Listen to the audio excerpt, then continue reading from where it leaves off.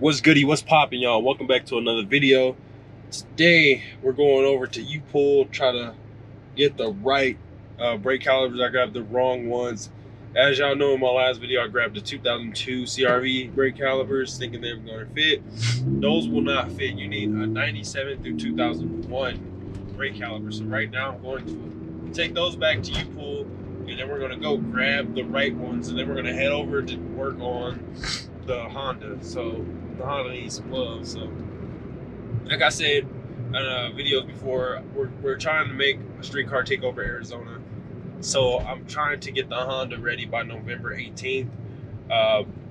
So right now I'm trying to put max capacity onto the Honda, man. So the Lexus, I'm still gonna be working on it, but not as much as the Honda. So let's hurry up and get over there and try to get this thing done.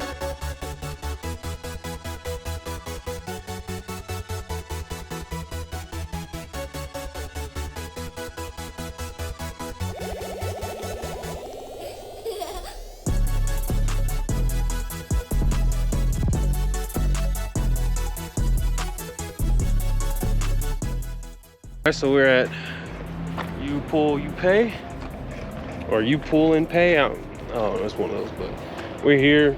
I got the tools loaded up in the wheelbarrow, so you know I need both hands to do this thing. So I just wanted to show y'all. All right, guys. So we found our 2001 Honda CRV. This one, in fact, oh, it's automatic. Okay, I thought it was a manual.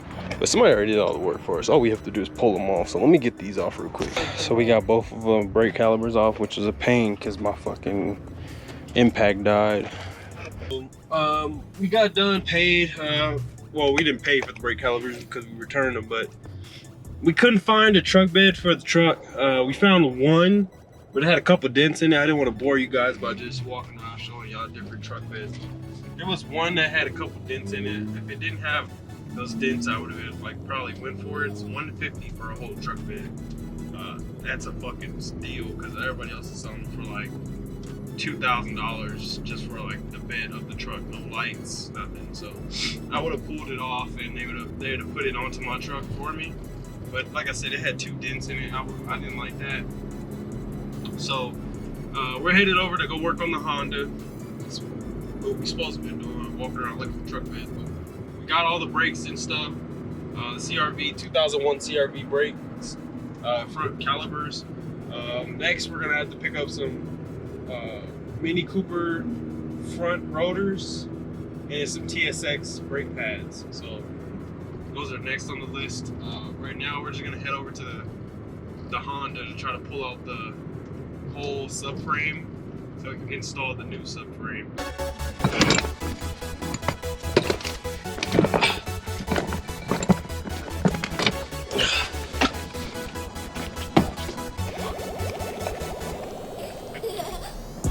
All right, guys. So we we test fit the. Hold on, put this down so I can talk.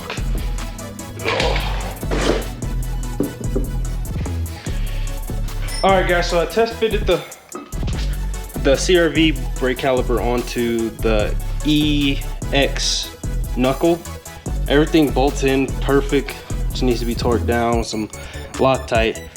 But once we rebuild it with the hub and everything, and we get the Mini Cooper rotors, then we'll be able to really test fit to see if it fits and aligns all perfect. Right now, so far, it bolts up. So let me get the knuckle, I mean not the knuckle, the spindle, the bearing, press that all in, and then get the Mini Cooper rotor, and then we'll test it again and see if it works. If it does not work, we might have to stick with our original OEM Honda front brake caliper. But I hope everything fits because I really need a big brake upgrade. Because like I said, I want this thing to be safe. Brakes is the issue in the Honda, so we're gonna try to get those all situated. But right now we're gonna take out the subframe out of the Honda, the front subframe. We're gonna try to install the new one. So I already undid all the bolts for the subframe. The only thing that should be left is to lower it. Don't mind my brake caliper dangling like that. We got new brake lines and new brake calipers, so don't worry about that. But only thing that should be left is for me to lower it I disconnected it on the inside as well, so let's see. Let me get this.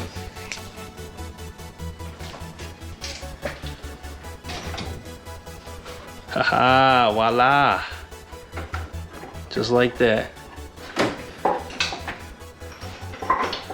And that's how you undo your subframe. So it's it was what, a total of 10 bolts in total, I believe. No, so it's a total of 8 bolts in total. There's 2 right here, 1 right there, and then there's 1 up here on both sides, and then the whole thing drops out just like that. So one thing I'm gonna do now, I'm gonna get a stab at removing all these fuel lines. We're gonna raise up the rear of the car so that way we can get out the fuel lines. I'm gonna pull the whole subframe out, and then I'm gonna dress the new subframe with the power steering pump, not the power steering pump, with the manual rack and all the other components. So let me get this out the car, from under the car, and we'll be able to start on the new one.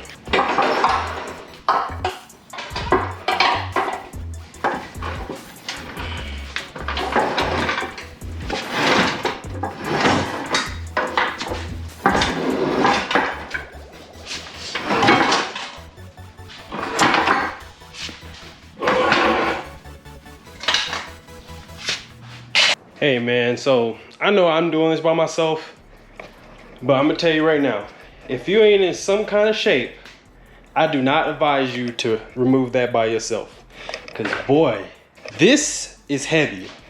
And I'm telling you, I'm not the strongest man, but this right here, I go to the gym probably like every day of the week. This right here is heavy.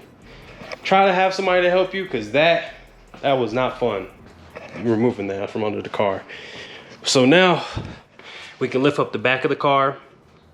We can remove these fuel lines here, right here. We can remove all these fuel lines, and then we can remove out the linkage for the B series, and then we're gonna remove all these mounts. So this mount is gonna be removed. We gotta notch this side for the new all-wheel drive transmission, because I guess it's longer than this one. That's what I heard. I heard it's longer, so we have to notch it. So I'm gonna probably take a little hammer or my baby Thor to this part of the metal so we can notch it. Then we can start on doing the new fuel system. Right when we get done with the new fuel system, we'll be able to mount in the new subframe. So right when we get that subframe in, we'll be able to get the motor in. So you gotta get a grasp on all this, man. Right now I'm just trying to little by little, but now since we're going to Streetcar Takeover, I have a deadline, and you know me, I don't miss a deadline. So let's get this stuff going. Oh, it was almost like a manual rack. Somebody already deleted the power steering on it already. So see, they deleted the power steering pump. So it was basically like a manual rack, but a little bit more notchy. All right, but let's get this outside, and let's get the new one outside so we can start dressing everything. All right, so now I'm just going through removing all the stuff. Cleaned out the storage a little bit because it was dusty. Like I said, you can see the car is really fucking dirty. Swept and got all the dirt out. This is all the parts that we need to put on the car. All it is, the differential, the axles, the shifter. This radiator is actually junk. So if anybody with a Honda needs a radiator with a fan, let me know in the comments. Message me or something, and y'all can have that. I'm probably gonna junk these rotors. They're done. Those are nothing in the box. And then I have this whole fuel tank. If anybody with a Honda needs a OEM fuel tank for an EK coupe, let me know. Okay, so we don't got the diff in right now because I took it out. I took it back out to try to get at some of this stuff in here. One thing I wanted to do is take out these fuel lines here. That's one of my fucking problems I've been dealing with. So what I'm gonna do is possibly jack the front of the car more. We're gonna remove all these fuel lines. I'm probably just gonna take out the fuel lines out of the plastic and retain the plastic for the new fuel lines. Everything else is literally hooked up. I'm probably gonna pull these when I get up top of the car, go back out, pull this plate out, and figure out which line is for my fuel pump, so we can have that for the fuel pump, the new fuel pump that we're installing. But most of this stuff, like all these lines, are coming out this car, so I'm just getting an estimate of what I need to remove all this stuff. So far, it doesn't look like much. I know these have to come out. I don't know what those are attached to. Oh, those are my brake lines. Okay, cool. So these are brake lines. Brake line, brake line. This is a fuel line. This is a return line. And this right here was my fuel line. So these are coming out, but the brake lines are staying in. So I should just remove these two. Let me get my tools so we can get this stuff out of here.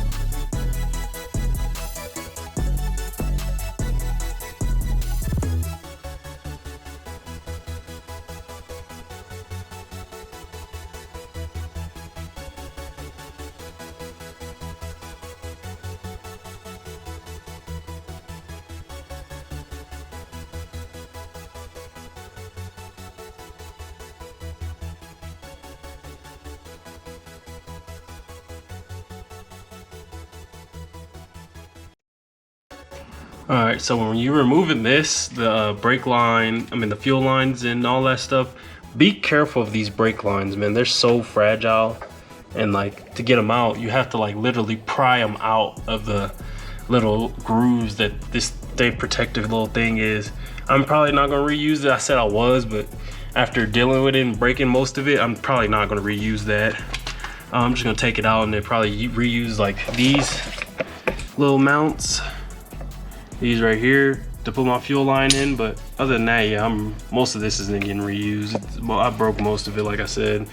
So let me get it from under the car and you'll be able to see it in whole. All right, so now we're going to remove the shift linkage. I'm probably gonna sell this as well. I don't really need it.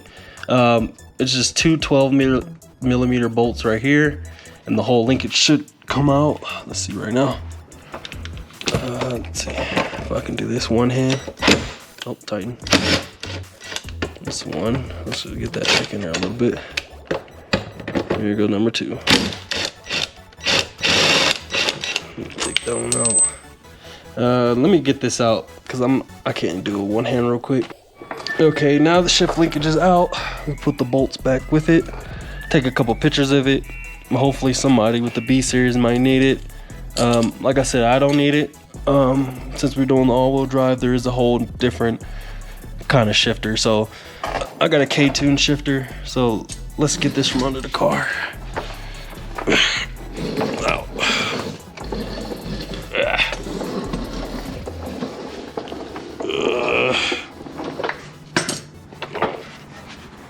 Man,